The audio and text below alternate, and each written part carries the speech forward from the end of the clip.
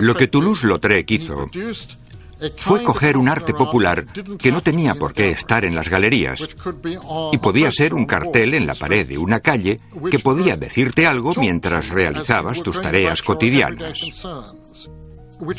Tan conciso, tan inmediato, que tenías que comprender lo que quería decir. En 1889, cuando Toulouse-Lautrec tenía 24 años, se inauguró un club nocturno en París que lanzó su carrera como uno de los mejores y más famosos artistas del cartel. Recibió el encargo de realizar su primera litografía, que resultó ser un cartel de grandes dimensiones, y se lo encargó, supongo que se podría llamar así, un club nocturno llamado el Moulin Rouge. Tenía un ambiente como circense, un lugar maravilloso y extravagante que él adoraba. El cartel que realizó fue un escándalo, y lo hizo famoso de la noche a la mañana. Una de las cosas que hay que recordar de Toulouse-Lautrec es que no alcanzó la fama en galerías de arte, lo consiguió en la calle. Y eso ocurrió porque era un brillante diseñador de carteles. Toulouse-Lautrec encontró la inspiración perfecta para sus carteles en el Moulin Rouge. Este cartel muestra a la principal bailarina del Moulin Rouge, conocida como la Goulue, que significa glotona. Y era famosa por su disposición a probar cualquier cosa: comida, bebida, sexo, diversión, lo que fuera. Realizaba su baile, una especie de cancán, y siempre lo terminaba levantando las faldas por encima de la cabeza y mostrando el trasero al público. Luego, cuando ya había terminado, iba apurando las bebidas de todas las mesas. El cartel mostraba en el centro las calzas de una mujer. Toulouse-Lautrec no era solo un observador accidental de la vida nocturna parisina, era un foco del distrito más decadente de París y encajaba perfectamente en ese mundo de diversiones exóticas. Creo que en Toulouse-Lautrec hay dos aspectos. Por una parte, era el artista más aristocrático de su época. Procedía de una gran familia. Y el segundo, que padecía una especie de enanismo. Era la clase de persona a la que mirarías y dirías: qué lástima, pobre hombre. O en la época, cuando no existía lo políticamente correcto, la gente se burlaba de él. Mirad qué hombrecillo tan curioso. Toulouse-Lautrec nació con una enfermedad genética, huesos quebradizos, que dio lugar a que se fracturara las dos piernas en su infancia. De adulto era un hombre desfigurado, con una estatura de 1,5 metros. Tenía un pecho grande, el torso de un hombre. Facialmente lucía una barba exuberante y unos labios muy gruesos. Tenía, creo yo, una fisura en el paladar. Y uno de los efectos secundarios era una sinusitis crónica. Y además le goteaba la nariz. Eso le obligaba, según las personas que le conocieron, a sorber constantemente la mucosidad. Así que ceceaba y sorbía la mucosidad con la nariz, por lo que sería algo así. En una ocasión se definió a sí mismo de forma muy vulgar como una pequeña tetera con un gran pitorro. Toulouse-Lautrec encontró su hogar espiritual en Montmartre, cerca del centro de París. Era una zona en la que el beber, el libertinaje y la depravación eran celebrados, y él se quedaba embobado con sus delicias diurnas y nocturnas. Era un lugar de libertad y libertinaje.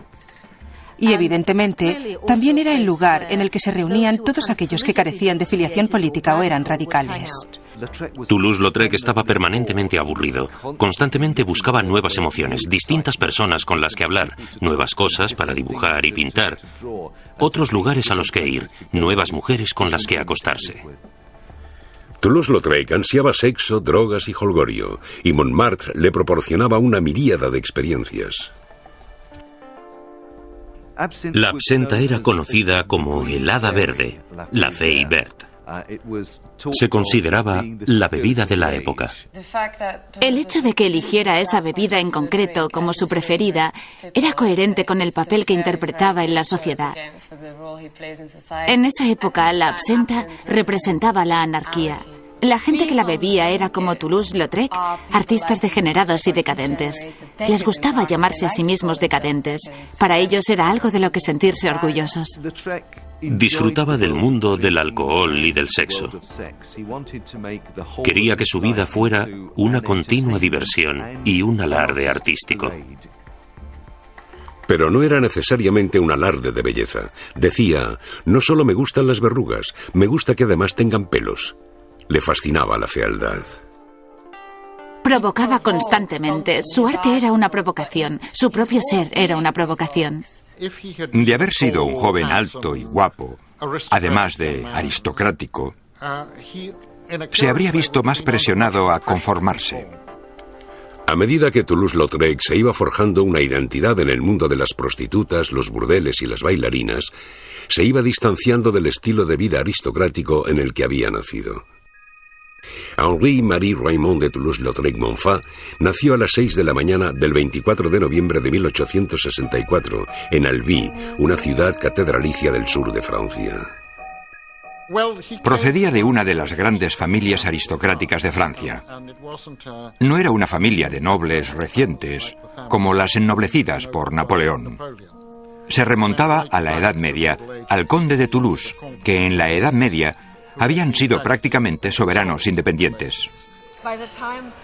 Cuando aún vivía su familia en el siglo XIX, disponían de una aceptable cantidad de dinero. Pero básicamente eran nobles rurales y por ello eran más snobs de lo que habrían sido en otro caso, ya que necesitaban asegurarse de que eran quienes eran. Sus padres formaban una pareja francesa absolutamente clásica. Su padre era un libertino y posiblemente un depravado sexual, aficionado al travestismo de vida desenfrenada y exótica. Un excéntrico. En una ocasión, bajó a cenar con una falda escocesa a cuadros y un tutú. Le encantaba disfrazarse. Tenía fotos vestido de turco, de cruzado, por lo que había un cierto grado de ensoñación, mascarada y fantasía en el mundo del que procedía. Adèle, la madre de Toulouse-Lautrec, era el polo opuesto de su marido. Era una católica devota, modesta, humilde y tímida. Y a pesar de que ambos encajaban en el ideal de hombre y mujer del siglo XIX, en términos de personalidad no coincidían en nada. Hay varias pinturas tempranas de la madre de Toulouse-Lautrec que a mí me parecen muy significativas, porque la muestran como el modelo clásico de la feminidad del siglo XIX. Siempre está dentro de la casa o de un jardín cerrado, mirando hacia abajo, y con frecuencia está leyendo algún libro religioso.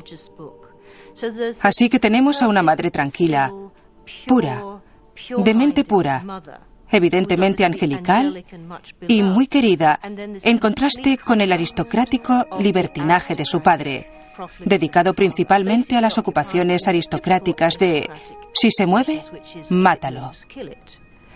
La caza, las armas y particularmente la halconería eran las grandes pasiones de su padre.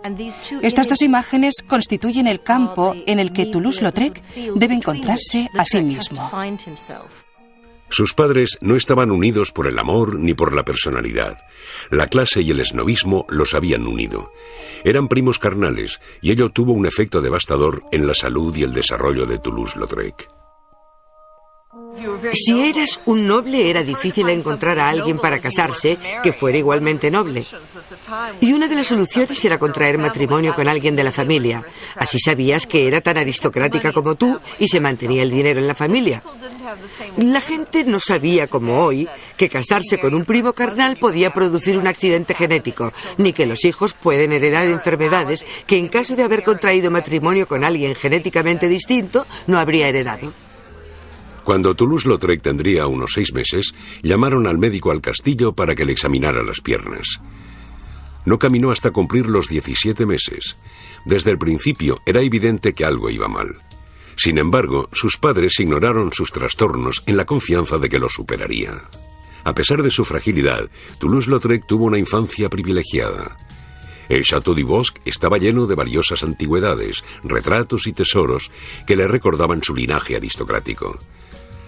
A Toulouse-Lautrec le encantaba la vida en el campo y deseaba participar en las actividades al aire libre de su padre, pero su fragilidad se lo impedía.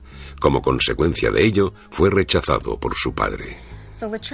Toulouse-Lautrec tuvo que buscar en su fuerza interior para enfrentarse a una infancia tan difícil con tantas dificultades físicas, y parece que la obtuvo del arte, del dibujo.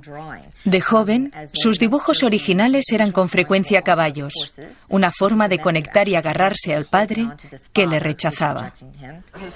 Su padre y sus dos hermanos eran unos artistas aficionados bastante buenos.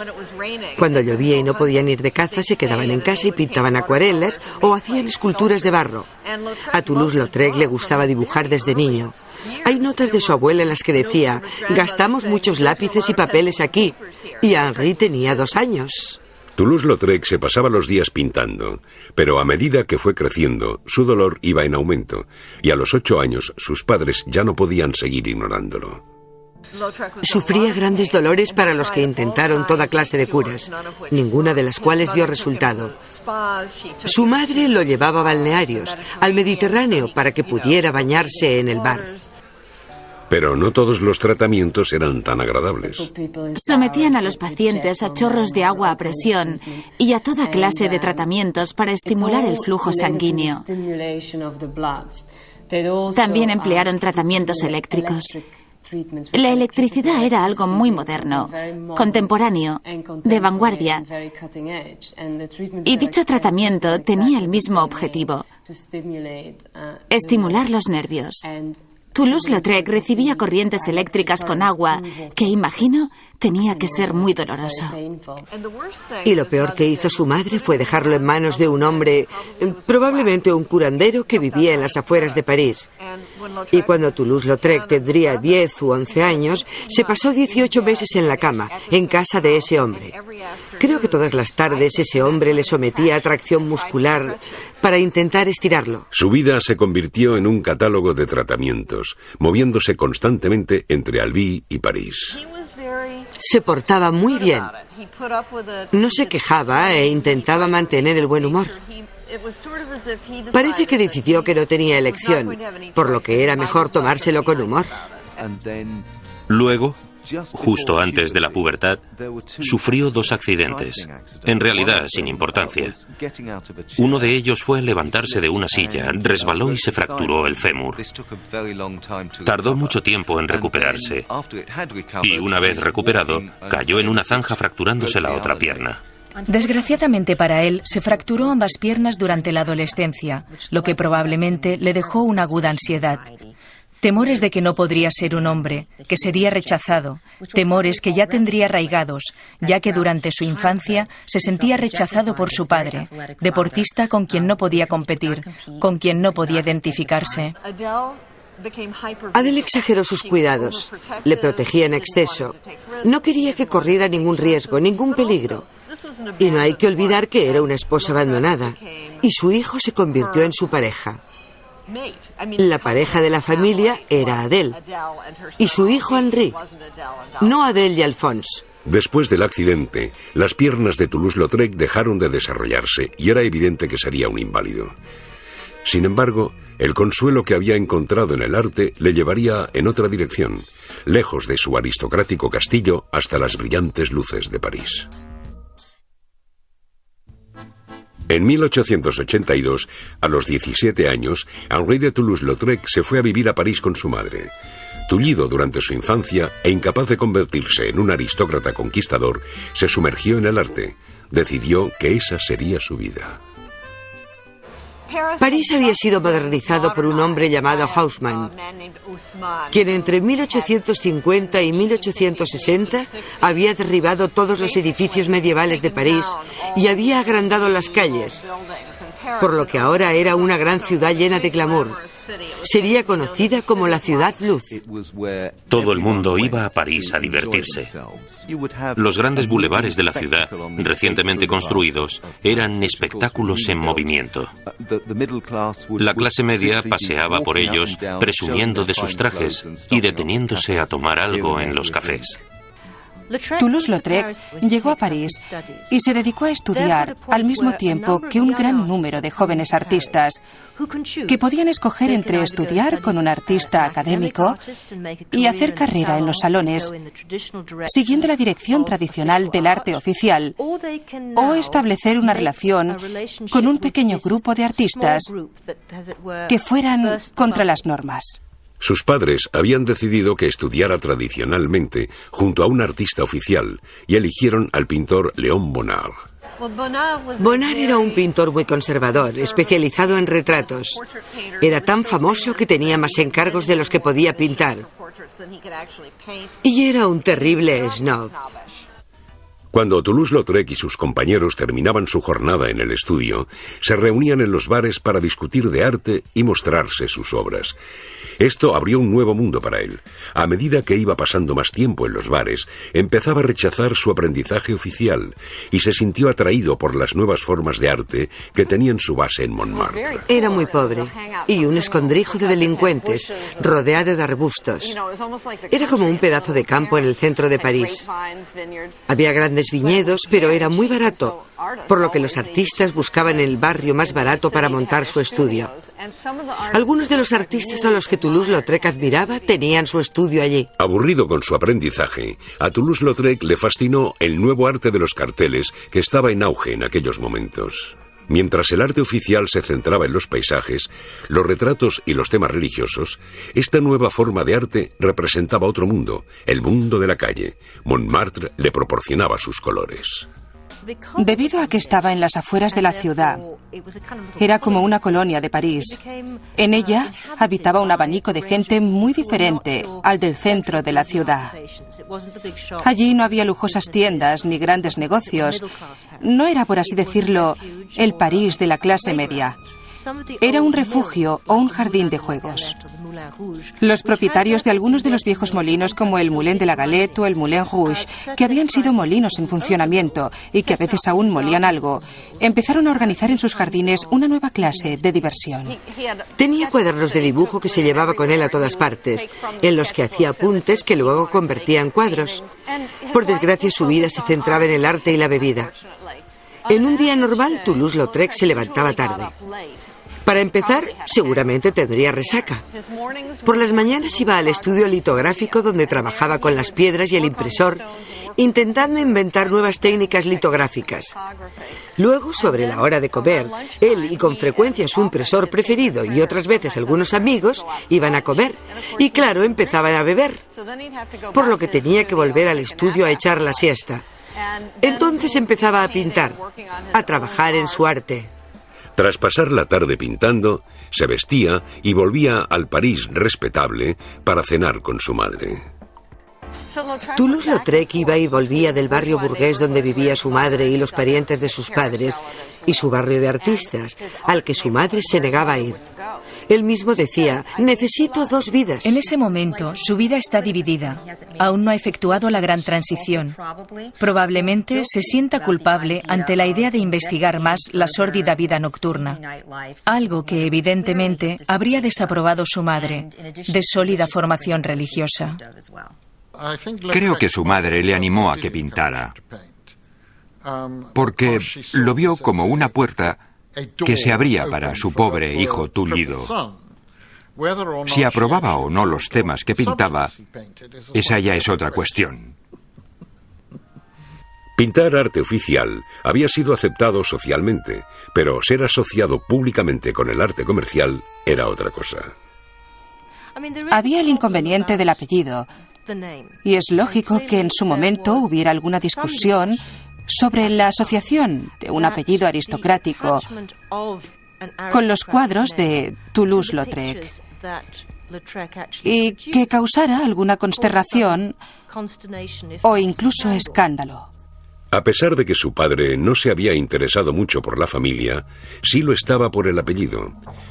A medida que se iba desarrollando el arte de Toulouse-Lautrec, Alphonse insistió para que firmara con seudónimo. Cuando empezó a experimentar con seudónimos, utilizó uno que me ha parecido muy conmovedor.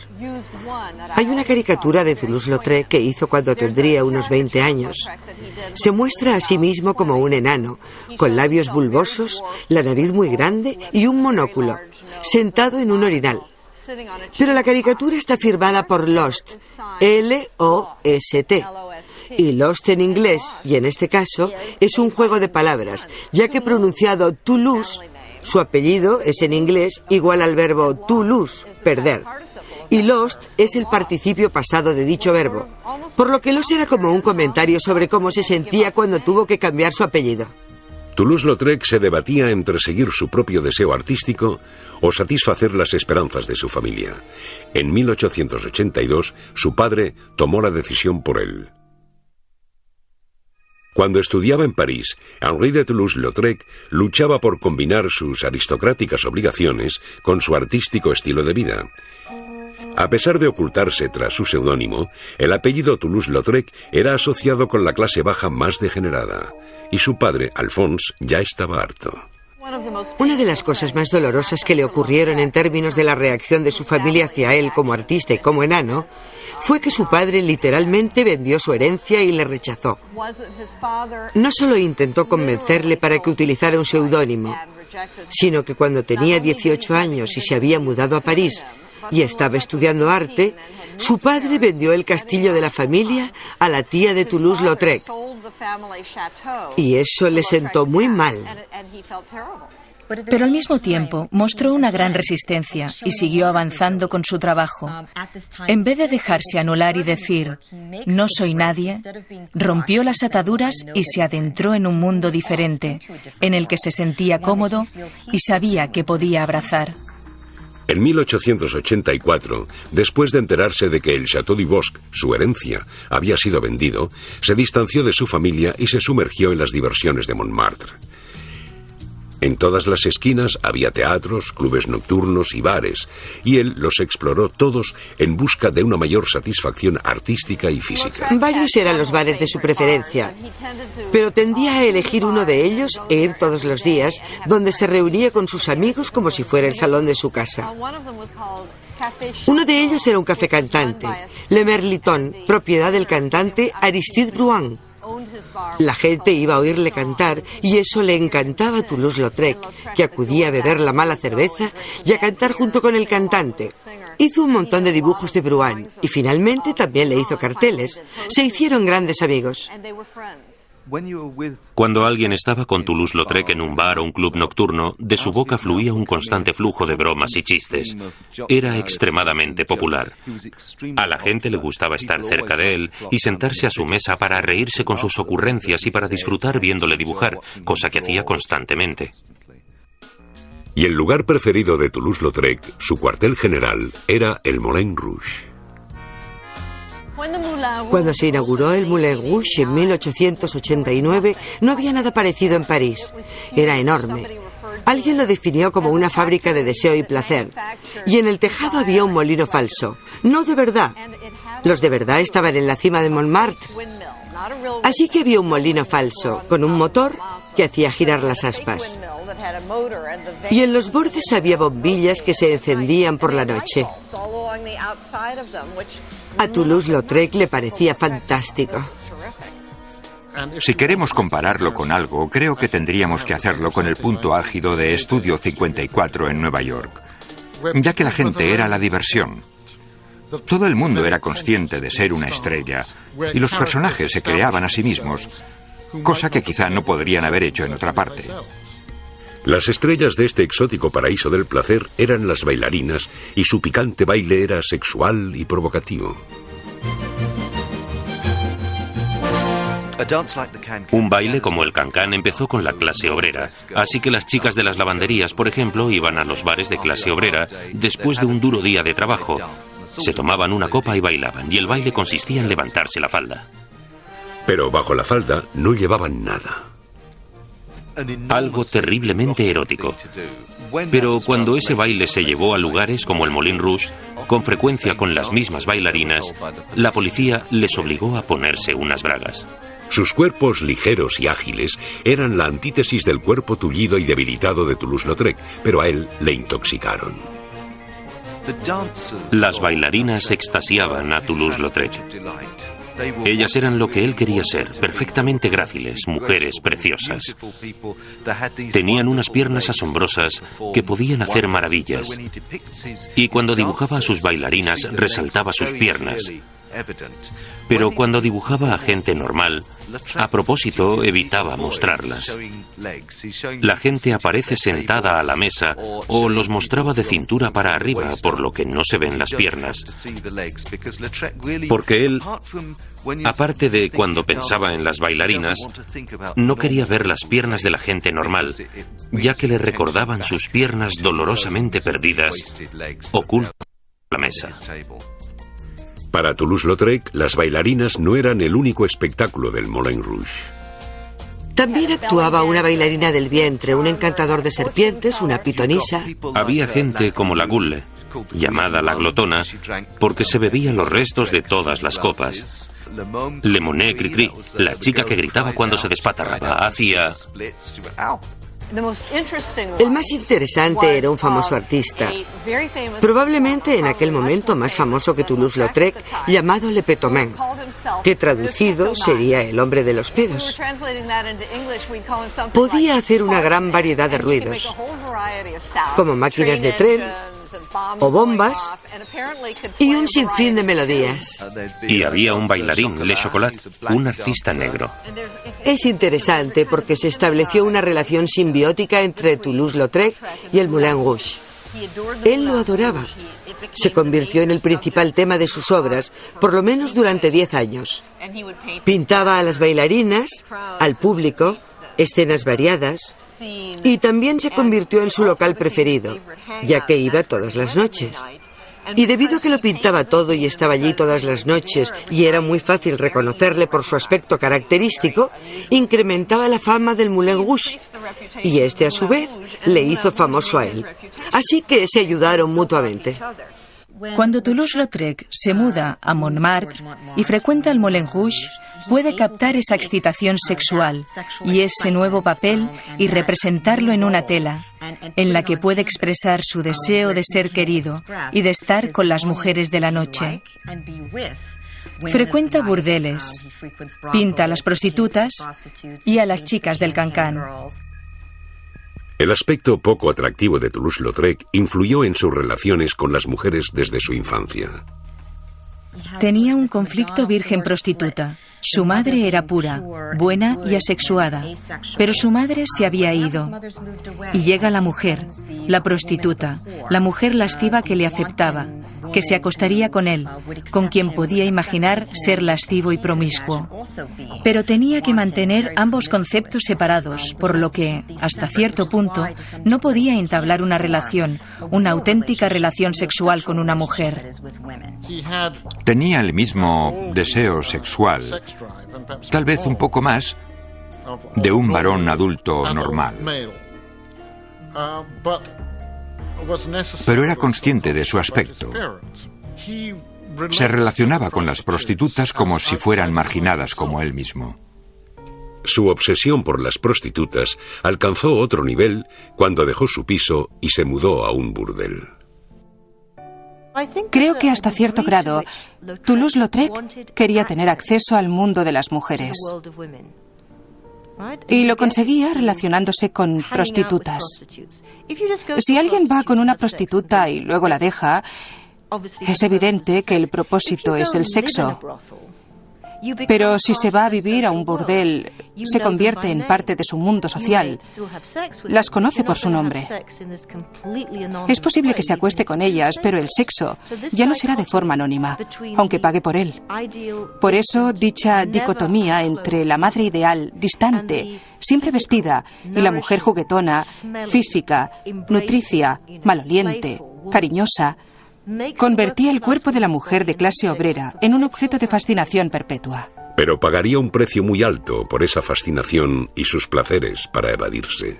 La sífilis siempre estuvo relacionada con la anormalidad, entendida como el hecho de vivir fuera de la norma, con la locura. Y la prueba es la dramática muerte del paciente de sífilis, con una parálisis generalizada. Era terrible. Y ese es el destino que esperaba a aquellos que vivían fuera de la norma. que bebían demasiado, que disfrutaban del sexo en exceso, que visitaban los burdeles. Toulouse-Lautrec sería un ejemplo perfecto. Las diversiones de Montmartre fueron un paraíso para el aristócrata marginado. Inspiraron su arte y le dieron fama. Pero las ofrendas pasan a ser más siniestras. La sífilis y la bebida empiezan a destruirle la mente. Henri de Toulouse-Lautrec se estaba convirtiendo en una estrella del mundo hedonista de los clubes nocturnos y los burdeles. Eran su refugio, pero también su musa artística, y su nombre ya se asociaba con ellos debido a sus atrevidos carteles publicitarios. Cuando un nuevo cartel aparecía en las calles de Montmartre, era arrancado por los seguidores que querían poseerlo. Toulouse-Lautrec se deleitaba con el éxito, pero el rigor de ese estilo de vida le estaba cobrando su precio. En cierto sentido, carecía de la fuerza física para soportar los rigores, si puede decirse así, del mundo en el que eligió vivir. El deterioro de sus condiciones físicas se vio agravado por la terrible enfermedad, la sífilis. Ahora sabemos que la sífilis es una enfermedad de transmisión sexual, pero en el siglo XIX no estaban tan seguros. Sabían que guardaba alguna relación con la vida disoluta y que cuando se practicaba el sexo en exceso o se acudía a los burdeles era peligroso. Sabían que la sífilis se encontraba allí, pero no sabían lo que sabemos ahora, que se manifiesta en distintas etapas, que desaparece y reaparece. No lo asociaban. Hay que recordar que en el siglo XIX la sífilis era incurable. Aplicaban toda clase de extraños tratamientos, uno de los cuales era a base de mercurio, y tenía el efecto secundario de volver los dientes negros. Por ello he mirado todas las fotografías de Toulouse-Lautrec para ver si tenía los dientes negros, pero no se ven en ninguna de ellas, lo que para mí indica que mantenía la boca cerrada, posiblemente porque los tenía ennegrecidos. Pero la sífilis no era lo único que estaba afectando a la salud física y mental de Toulouse-Lautrec. Su afición al alcohol también se cobraba su precio. La primera prueba que tenemos de Toulouse-Lautrec borracho es de cuando tenía 10 años. Fue a la fiesta de cumpleaños de un amigo y la madre del chico le escribió a su madre esa misma noche diciéndole que el señorito Henri quiso brindar demasiado en la fiesta de su amigo y que le tuvo que quitar la copa. A muy temprana edad descubrió que le gustaba el alcohol y el efecto que tenía en él. A los 15 años se refería a ello abiertamente, describiendo cómo se emborrachó en una boda. Luego pintó un autorretrato vomitando. Sus ansias por el alcohol siempre fueron un problema. A los 20 años empezaron a devorarle por completo. El alcohol y su consumo es precisamente parte del mundo que nos ha proporcionado Toulouse-Lautrec. El mundo de cafés, bares, de la vida nocturna en el que se pasaban muchas horas. Si pasaba 5 o 6 horas en Le Moulin de la Galette, dibujando, no iba a tomar solo un vaso de agua o de vino. Pero debido a que tomaba absenta, lo que no habría sido un problema, se convirtió en algo que acabó envenenándolo. La absenta era un aperitivo muy fuerte que se destilaba de anisete y ajenjo. El ajenjo de la absenta también tenía un efecto estimulante en los terminales nerviosos del cerebro que a su vez estimulaban distintos pensamientos, sensaciones extrañas, nuevas formas de ver las cosas. Toulouse-Lautrec era un adicto. Estaba intoxicado por su sabor, sus efectos y, lo que es más, por su color. Decía que había un cierto tono de verde que para él era el color del mal. Era el llamado verde loro, y eso es algo muy interesante, porque la absenta, debido a su color verde, era conocida como un perroquet. Si ibas a tomar una copa de absenta, decías étouffer un perroquet, estrangular a un loro. Él odiaba a los loros. Es posible que de niño le picoteara uno. Decía que el demonio se había aparecido en el jardín del Edén a Eva, no como una serpiente, sino como un loro. La absenta color loro y el color verde se convirtieron en símbolos de decadencia, del mal, de beber peligrosamente. Todo eso era cierto con relación a su estilo de vida. Su elección no solo afectaba su salud. El último miembro leal a él de su familia, su madre, ya estaba harta de su conducta. En 1899 su madre abandona París. Toulouse-Lautrec lo consideró una traición. También significaba que el último freno a su conducta había desaparecido. Tenía que mantenerse sobrio por lo menos cuando iba a visitar a su madre. Parece que en ese momento empieza su caída en picado.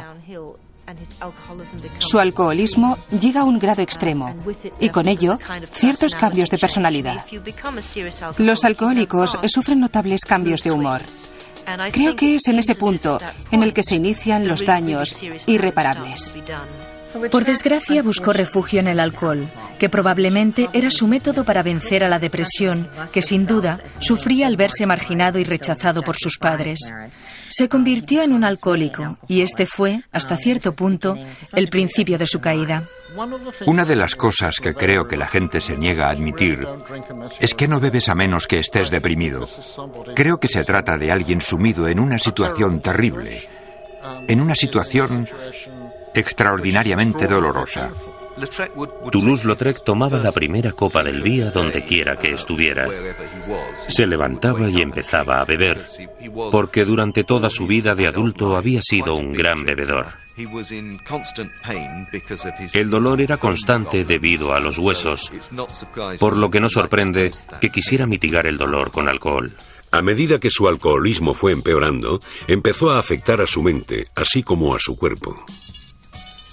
La paranoia fue uno de los efectos secundarios.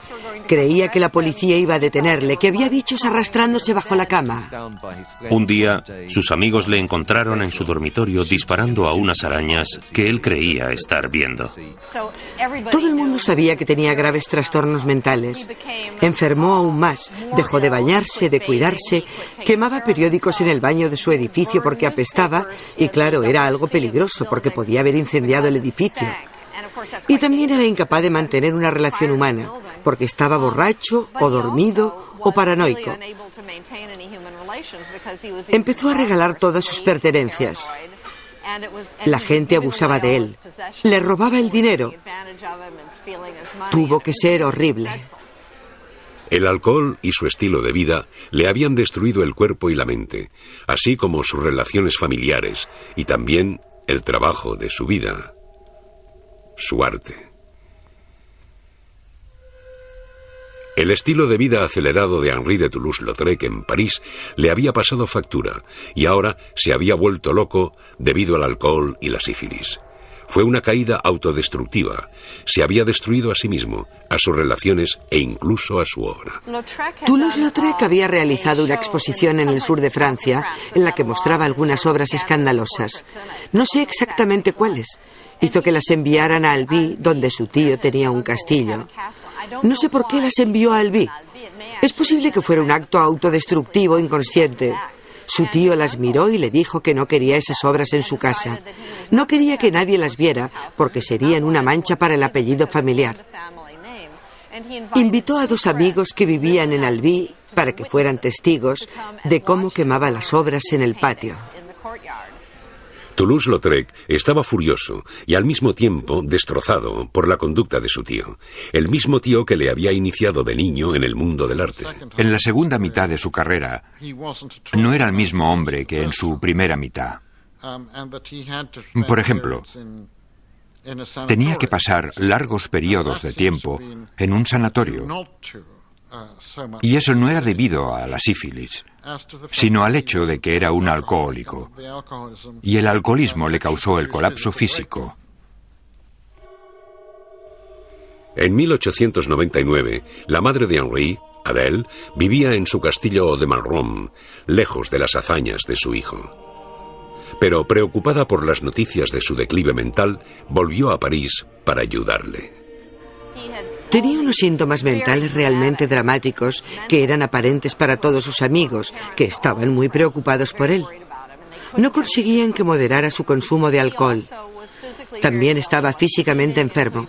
Apenas comía, por lo que tenía un aspecto demacrado, extremadamente delgado. Le salieron úlceras y, por desgracia, el alcoholismo avanzado no es agradable de ver. Era evidente que necesitaba más ayuda de la que Adèle podía ofrecerle. Inmediatamente buscó ayuda profesional. Toulouse-Lautrec ingresó en el sanatorio Folies Saint-James.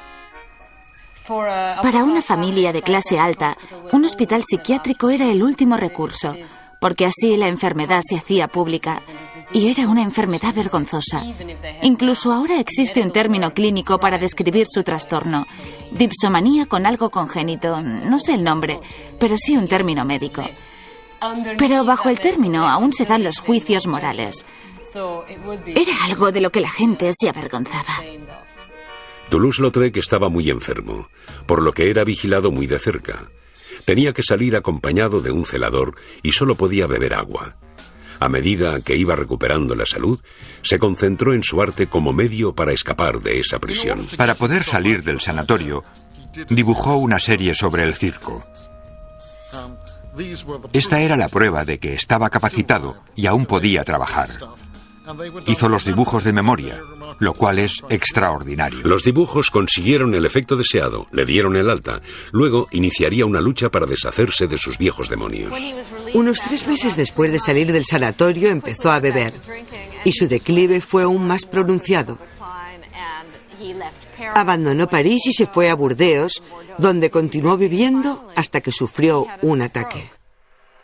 Su madre volvió a llevarle al Château Malraux para que descansara y se recuperara. Pero todos veían que ya no iba a recuperarse. Su enfermedad le había paralizado y permaneció en cama durante 2 meses. Como siempre, se había resignado a su destino y exclamó: «Morir es muy difícil». Su padre, Alphonse, que había permanecido distante durante toda su vida, acudió junto a su hijo enfermo. En un estado medio consciente, Henri le recibió diciendo: «Sabía que no te perderías el momento de la matanza». Dicen que sus últimas palabras fueron mirando a su padre: «Viejo idiota». Y luego murió. Falleció a las 2:15 de la mañana del 9 de septiembre de 1901, unos 2 meses antes de su 37 cumpleaños. Sus padres tuvieron grandes discusiones sobre dónde debería ser enterrado. Por ello lo enterraron 2 veces. La primera vez fue enterrado en el cementerio que su padre eligió. Una vez su padre se hubo marchado y su madre pudo decidir dónde quería enterrarlo, no sé, 1 año después, trasladaron sus restos mortales al camposanto de un convento que a ella le gustaba mucho, cercano a su castillo, por lo que acabó enterrado donde ella quería. Cuando por fin descansó en paz después del segundo entierro, sus padres consideraron qué hacer con sus obras. Ninguno de ellos las había aceptado en vida y tampoco a su muerte. Su madre las ofreció al Louvre, pero no las aceptaron. Luego lo intentó en la ciudad de Toulouse con la misma respuesta. Por fin, el alcalde de Albi aceptó sus obras. Se creó una galería y las obras de Toulouse-Lautrec pudieron ser exhibidas en su lugar de nacimiento, en el sur de Francia. Todos los artistas, creo, tienen algunas obras que son como un don. Y los temas del Moulin Rouge y los burdeles son esencialmente las obras en las que se muestra más intenso. Con estas obras, Toulouse-Lautrec convirtió a esa gente en iconos. Si pensamos en París, en cierto sentido, el París de finales del 19 es gracias a Toulouse-Lautrec, no gracias a las personas que él retrató, es gracias a cómo él las vio.